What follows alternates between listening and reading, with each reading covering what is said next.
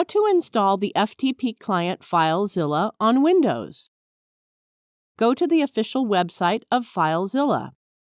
From the Download section of the website, download the Filezilla FTP client installer file for your Windows operating system. For instance, if it is Windows 64-bit by 86, click on this setup file. Click the Save File button.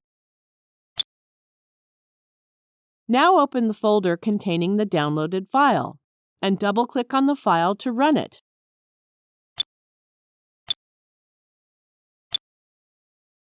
Click the I agree button and then click the Next button. Click the box for desktop icon of Filezilla, and then click the Next button.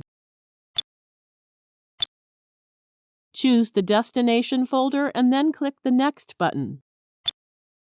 Now click the Install button. Then click the Finish button. That's it. We have successfully installed FTP client Filezilla on Windows. Now you know how to install the FTP client Filezilla on Windows. Watch another tutorial and know how to access or connect your FTP account via Filezilla. Thank you for watching.